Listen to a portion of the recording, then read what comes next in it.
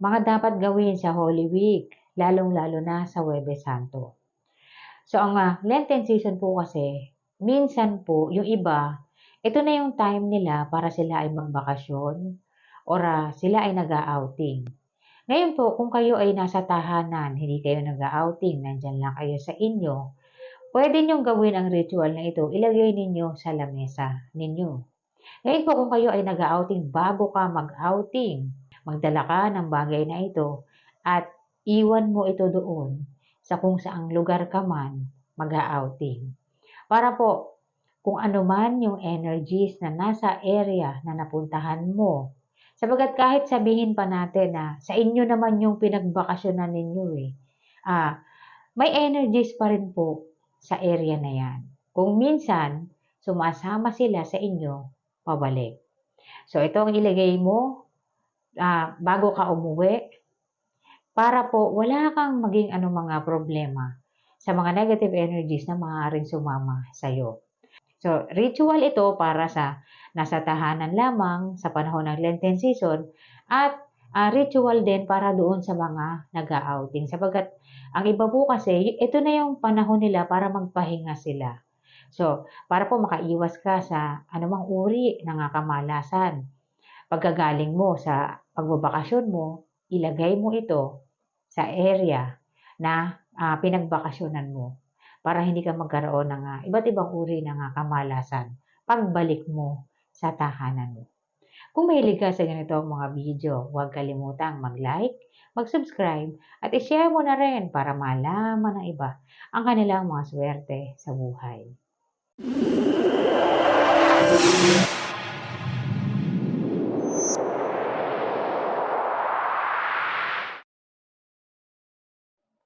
Ritual po para sa Huwebes Santo. So kung kayo po ay hindi umaalis ng tahanan ninyo sa panahon ng Huwebes Santo, pwede pong gumawa kayo nito para po ito sa protection, sa good luck, at cleansing. So ang Huwebes Santo po kasi ay isa sa mga araw na napakataas ng yin energies at maaaring makapagdulot ito ng kamalasan. So unang-unang gagawin, kumuha ka ng mangkok o anumang lalagyan na maliit. Lalagyan mo ng 3 baso ng tubig. So, pumili ka ng lalagyan na kasya yung 3 baso po ng tubig. Lalagyan mo ng 3 kutsarita ng asin at 3 peraso ng kalamansi. Ilalagay mo dyan sa loob. Pumili ka po ng kalamansi na kulay green. Yung green pa po, huwag ka pong pumili ng kalamansi na malambot na at kulubot na yung balat po. Huwag po yun. Kasi titingnan natin dyan kung magkakaroon ba ng pagbabago sa kalamansi na inilagay ninyo bago natin itapon yan pagdating ng Biyernes Santo. So, kapag nagawa na po ninyo yan, ilalagay sa lamesa kung saan kayo kumakain. Ilalagay sa ibabaw. Hindi po kailangan yung sobrang laki. Maliit lamang po para magkasya po sa lamesa ninyo. Pagdating ng umaga ng Biyernes Santo, itatapon yan. Bago mo itapon, tingnan mo yung magiging itsura ng kalamansi na inilagay mo. So kapag may nakita ka dyan na deformity or deformation sa kalamansi, maaari pong may energies talaga o mayroong mga negative energies na naandyan sa area mo. Kaya inilalagay yan. Sa ibang lugar po kasi, iniikot pa nila sa tahanan nila yan para po makasigurado sila na protektado yung area nila sa panahon na mataas ang yin energies. Pero dito po sa atin, pwede namang maglagay ka lang yan sa kung saan kayo kumakain ng pamilya mo para po habang kumakain kayo, nake-cleanse ang pamilya mo, pati yung area ninyo. Sabagat kung saan-saan tayo pumupunta sa tahanan natin, pumupunta tayo sa kwarto, sa sala, at kung saan pa man, naki-cleanse po yung mga area na pinupuntahan natin. Kaya sa dining table yan, inilalagay. Biyernes Santo ng umaga, itatapon. So, anumang oras mo itapon yan, basta umaga, wag lang po hapon. Pwede. Kung kayo po ay nakatira sa apartment, sa condo, hindi pwede itapon yan sa labas. Pwede po itapon sa sink. Ngayon po, kung kayo ay may area pa sa labas, pwede diretso itapon nyo na lang yan sa lupa or sa semento at hayaan nyo na mag-evaporate siya sa sikat ng araw. Yan, ginagawa po ang ritual na yan para po maproteksyonan ang pamilya mo sa panahon na masyadong mataas ang yin energies. Para naman po doon sa mga nag-outing sa panahon ng Lenten season, sapagkat ang iba po kasi, ito yung panahon nila para sila ay magbakasyon at magpahinga. So ito po ang gawin mo. Bago ka umalis, magdala ka ng lalagyan. Maring maliit na Tupperware o anumang lalagyan na meron ka. Ilagay mo na dyan yung 3 kutsaritang asin. Ilagay mo na rin sa loob yung 3 kalamansi. Huwag mong lalagyan ng tubig. Lalagyan mo ng 3 coins yan. 3 mamiso ang ilagay mo sa loob.